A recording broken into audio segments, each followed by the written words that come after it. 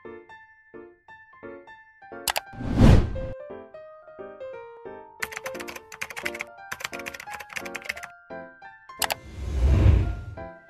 semuanya, selamat datang di podcast Ekspresi Explore bareng Himsi Season 2.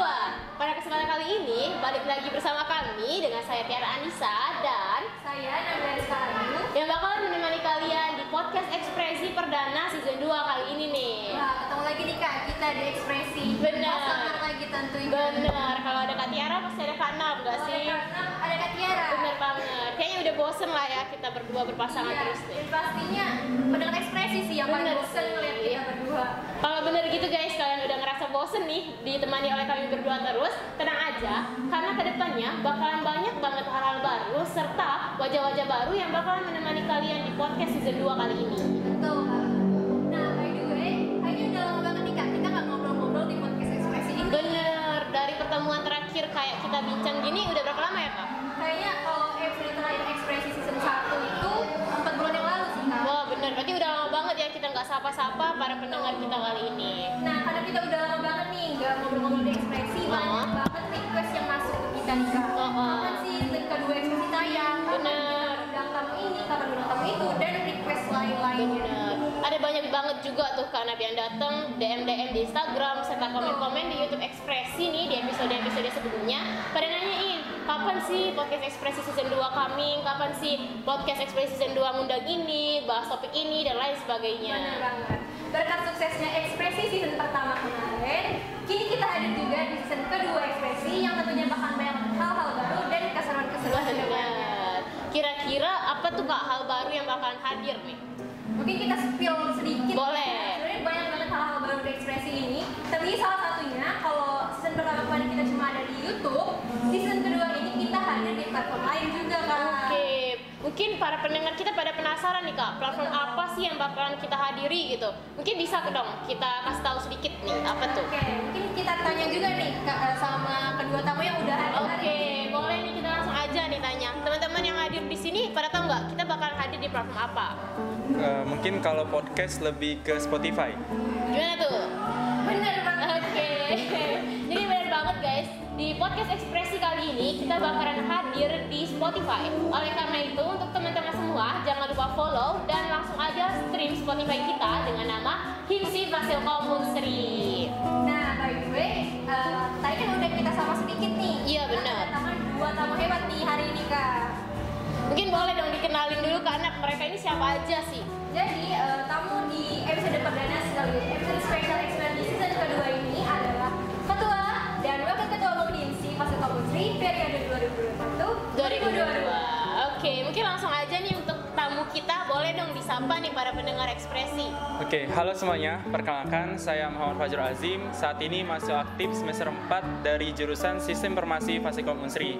Dan sekarang juga menjabat sebagai Ketua Umum dari Himsi Fasilkom Unsri periode 2021-2022. Oke, halo Kak Majrul, salam kenal ya. Di sebelahnya nih kita kedatangan siapa? Halo semuanya, perkenalkan nama saya Muhammad Fadal Gifari, juga sebagai mahasiswa semester 4 jurusan Sistem Informasi Fasilkom Unsri, dan alhamdulillah sekarang menjabat sebagai Wakil Ketua Umum Himsi Fasilkom Unsri untuk tahun 2021-2022. Oke, halo Kak. Halo Kak Mahada. Gimana nih kalian kabarnya? Alhamdulillah baik. Alhamdulillah, pada baik. Kakak gimana kabarnya? Baik, alhamdulillah. Karena gimana kabarnya? Oke, alhamdulillah. Berarti kita udah kedatangan dua tamu spesial nih. Mungkin kita langsung aja Kak bincang-bincang bersama mereka nih. Seperti yang udah kita bahas di sebelumnya guys, bahwasanya episode kali ini episode perdana nih untuk podcast season 2.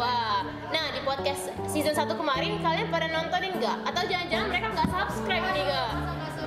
Gimana nih? Oke, kalau untuk season 1 tentunya nontonin lah. Wih, Kak Fahada gimana Kak? Pastinya udah subscribe dan nyalain notifikasi dong biar gak ketinggalan.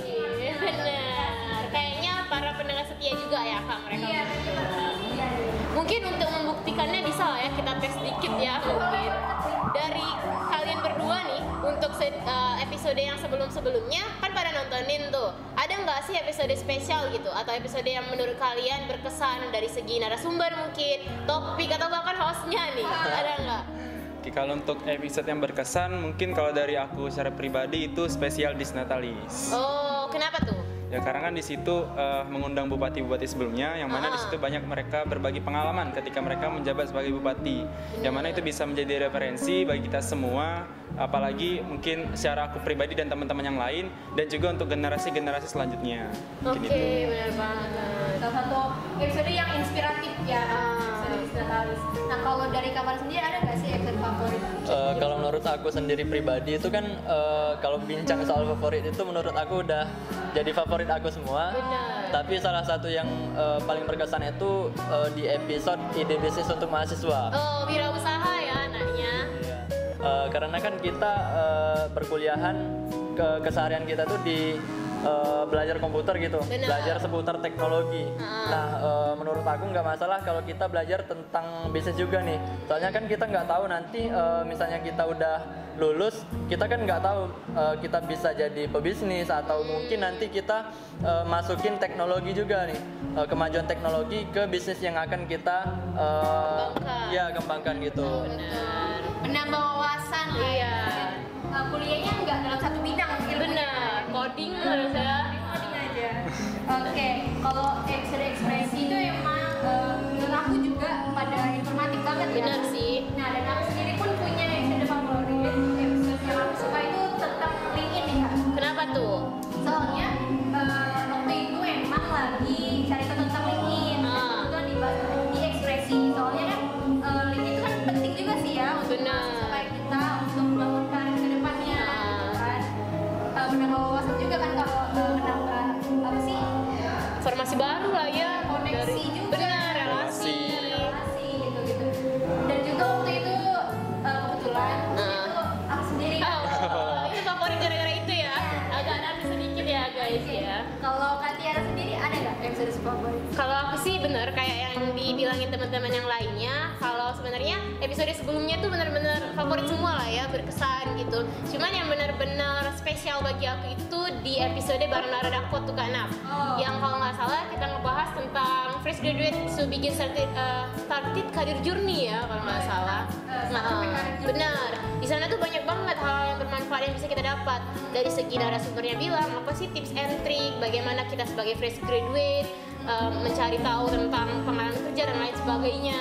Nah di situ aku mikir kayak walaupun sebenarnya itu launchingnya di semester kemarin ya, semester 3, tapi banyak banget tuh yang perlu kita siapin walaupun masih jauh nih kita dari fresh graduate. Cuman nggak apa-apa lah ya untuk mempersiapkannya dari awal-awal gitu. Walaupun baru di semester 3 kan. Benar. Tetap harus kita siapin dari sekarang. Benar.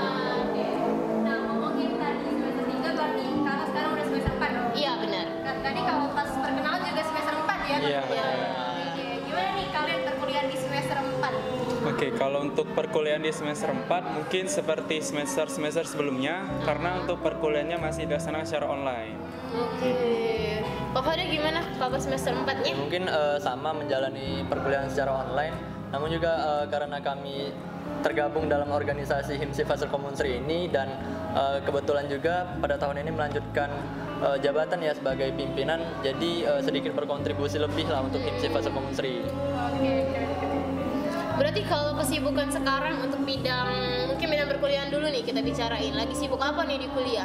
Kalau sekarang sih lagi jadwal-jadwal UAS. Oh benar, UAS ya. Gimana nih mungkin UAS kalian?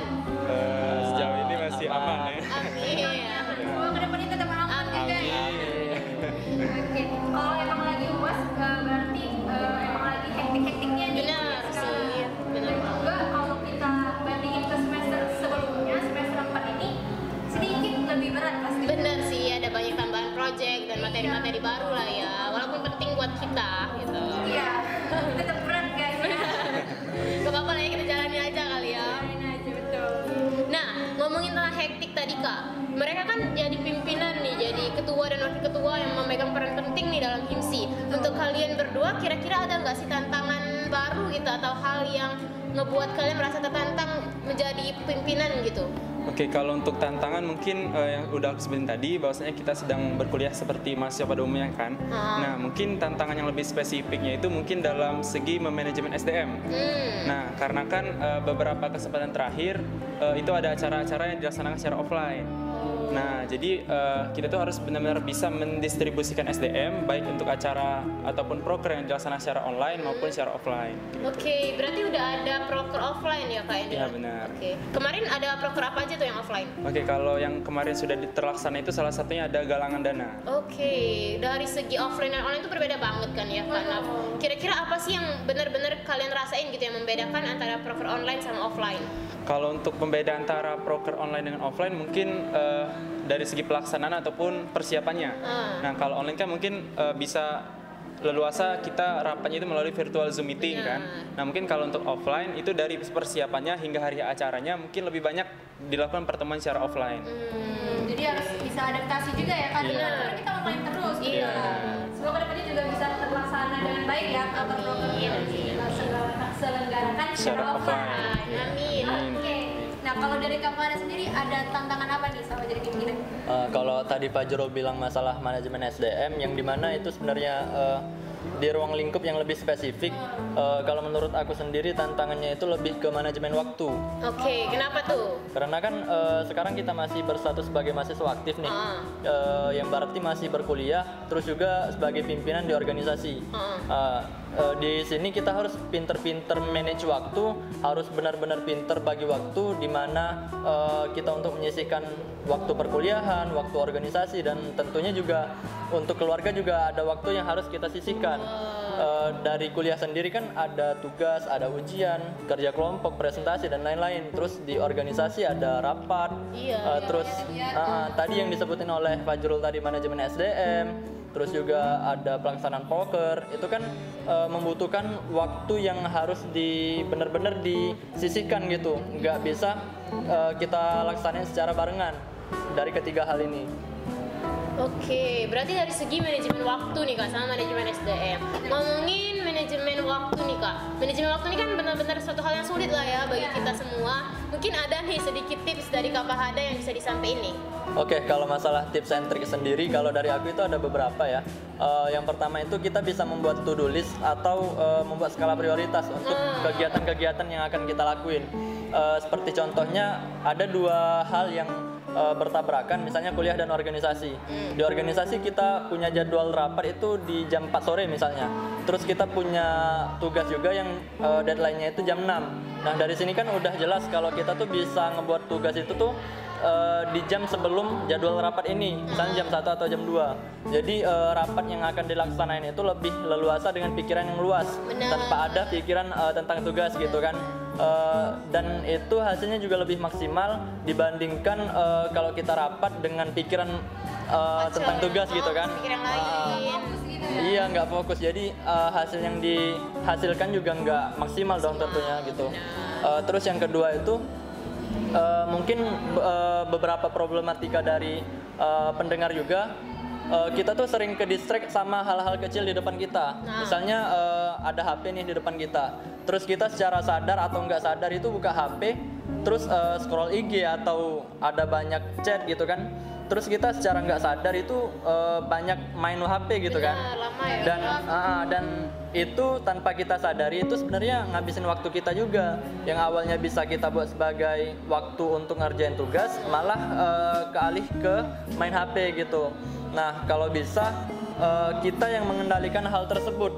Jika memang sudah ke distract, udah kelanjur nih, udah kelanjur main HP, dan kita buru-buru sadar gitu, kita yang mengendalikan hal tersebut, jangan sampai hal tersebut yang mengendalikan kita.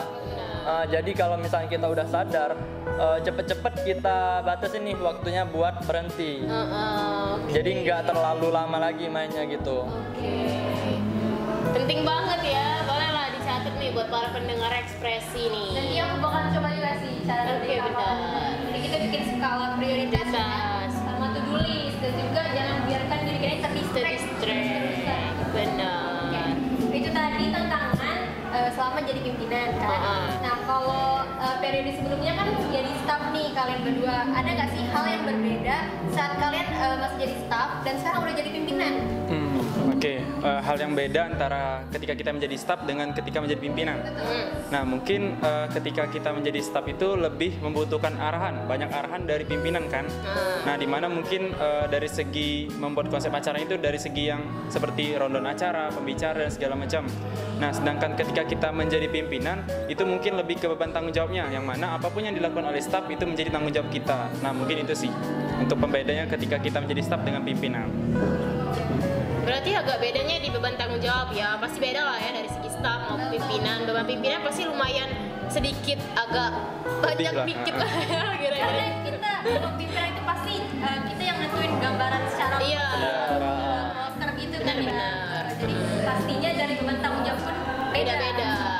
Oke, kalau dari Kak Fahada gimana Kak? Oke, mungkin kalau perbedaannya itu sangat dirasakan ya kalau dari staf ke pimpinan. Berbeda karena berbeda dengan organisasi sekolah, organisasi kampus itu kan segala sesuatu itu kita yang ngelaksanainya secara sendirian gitu kan. Kalau mungkin organisasi sekolah itu masih dibantu oleh guru. Nah, tapi kalau organisasi kampus itu emang kita yang buat konsep, kita yang ngerancang acara dan juga kita yang ngelaksanainya gitu. terdiri sendiri gitu ya. Iya. Nah, mungkin perbedaannya itu seperti kata Fajrul tadi, kalau dari staf itu kan masih membutuhkan arahan dari pimpinan. Terus juga staf itu bisa kita bilang sebagai eksekutor atau yang menjalankan acara, yang mencari pembicara, membuat rundown atau dan lain-lainnya. Nah, kalau pembicara itu, kalau pimpinan itu lebih ke memberikan arahan kepada staf atau bisa kita bilang sebagai konseptor. Jadi pimpinan itu yang memberikan konsep acara, yang memberikan ide-ide atau inovasi tentang proker yang akan dilaksanakan gitu. Berarti banyak juga ya kayak yang membedakannya ya dari segi staff sebagai konseptor, eksekutor, dan kalau pimpinan sebagai konseptor. Bener banget nih. Mungkin itu dari segi hal yang membedakan nih. Kalau dari segi hal-hal baru ada nggak sih yang mungkin nih kalian ingin ada hal baru di suatu kepribadian kalian yang mungkin juga nggak ada nih di kepribadian sebelumnya? Oke, kalau untuk hal yang baru mungkin lebih ke inovasi ya. Nah, kalau untuk inovasi mungkin tentunya bakal banyak hadir di HIMSI ini, terutama di periode ini. Ialah salah satunya yang udah disebutin tadi di awal, itu bakal podcast ini bakal hadir di Spotify. Benar. Dan juga tentunya kedepannya masih banyak lagi inovasi-inovasi yang akan hadir di HIMSI di periode tahun ini dan tetap tungguin Mbak. Bener, oke, tungguin aja ya guys berarti. Kalau dari Pak Hada sendiri gimana? Kalau hal-hal yang baru yang mungkin di tahun sebelumnya itu masih terkendala ya, karena kita tahu juga corona masih hype banget dulu kan. Kalau di tahun ini yang nggak ada di tahun sebelumnya itu HIMSI berbagi, yang alhamdulillah udah terlaksana di bulan Ramadan kemarin. Jadi konsepnya itu tuh kayak bagi-bagi takjil gitu. Jadi dengan tujuan agar organisasi ini nggak cuman berguna di lingkup jurusan atau fakultas, namun juga kami dapat menebar kebermanfaatan di lingkup masyarakat gitu. Oke, keren ya. Bener-bener ke masyarakat ya. Turun di jalan dong kalau ini Iya. keren. Mungkin karena sekarang udah bisa lebih luas ya. Iya. Nah, jadi kita bisa melaksanakan kegiatan yang langsung tatap muka sama masyarakat. Kejar offline yang mungkin sebelumnya terkendala udah bisa direalisasikan lah ya. Nah, itu tadi hal-hal baru yang ada di HIMSI. Nah, kalau misal kita ngomongin goals, kedepannya kalian pasti punya dong goals yang pengen kalian capai di satu keperiodean kepemimpinan kalian di HIMSI ini. Kira-kira ada goals apa aja? Oke, kalau untuk goal secara pribadi mungkin lebih ingin ciptain kader-kader terbaik lah, yang mana bisa ataupun mampu meneruskan kepengurusan HIMSI selanjutnya. Oke. Dan juga yang kedua itu ingin ninggalin jejak. Oke. Nah, ingin ninggalin jejak di sini mungkin dari artian positif, yang mana mungkin dari segi proker ataupun sistem kerja yang ada di HIMSI gitu kan, yang mana bisa diteruskan periode-periode selanjutnya, mungkin itu. Oke. Kalau Pak Hada ada goals tersendiri nggak? Oke, kalau bincang masalah goals mungkin udah terlalu mainstream, yaitu ingin memajukan organisasi ini, ingin memajukan HIMSI dengan inovasi-inovasi yang baru, dengan ide-ide yang baru, dan sesuai dengan tujuan organisasi ini dibuat, yaitu dengan tujuan untuk memajukan jurusan. Nah, jadi goalsnya itu tuh membuat inovasi baru untuk memajukan jurusan kedepannya nantinya. Oke. Keren juga ya. Memajukan jurusan HIMSI Kalungusri ya. Benar banget.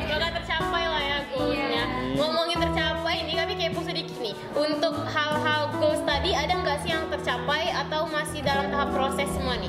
Oke, kalau untuk yang goals yang aku sebutin tadi sebenarnya masih tahap proses dan memang untuk hasilnya bisa dilihat ketika periode ini selesai sih. Benar sih.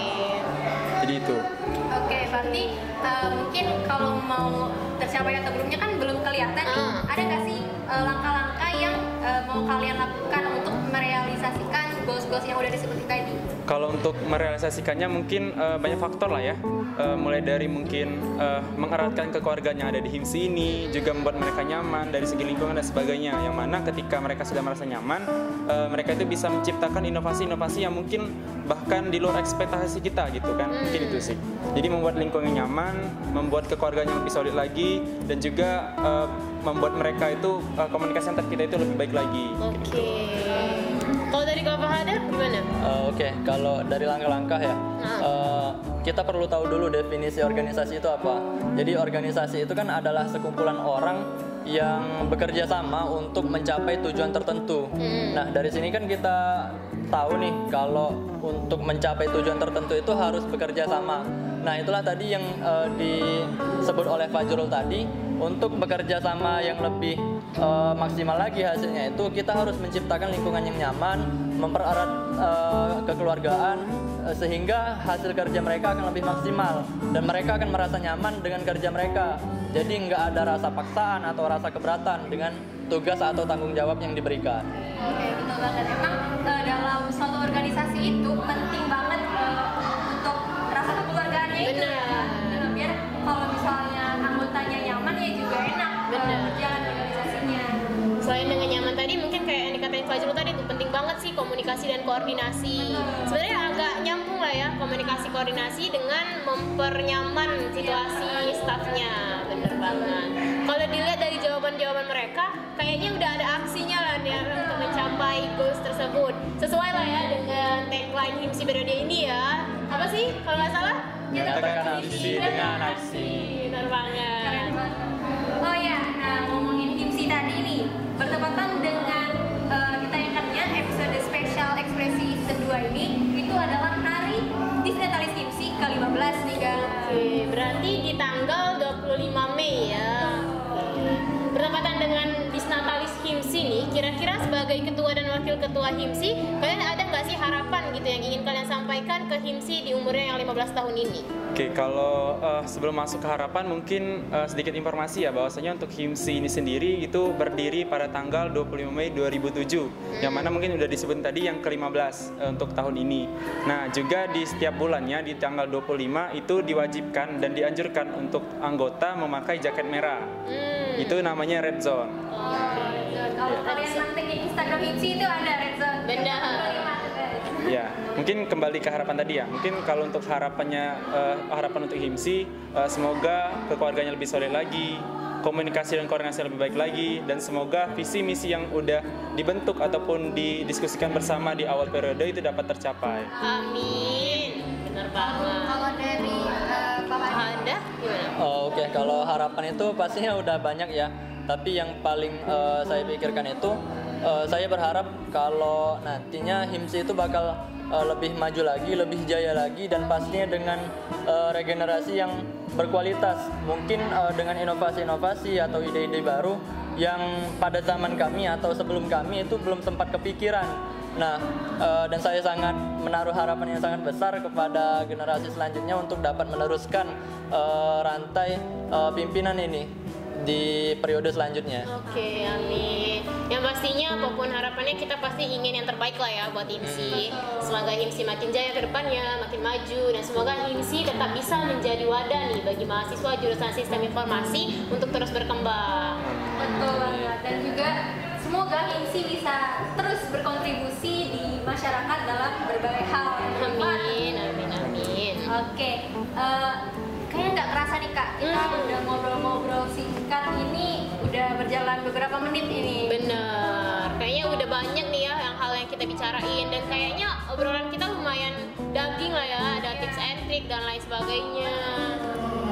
Kira-kira sepertinya mengingat waktu nih teman-teman semua, kita cukupkan dulu kali ya episode kita kali ini. Mungkin sebelum benar-benar kami tutup nih, mungkin dari narasumber kita ada yang ingin disampaikan nih kepada pendengar?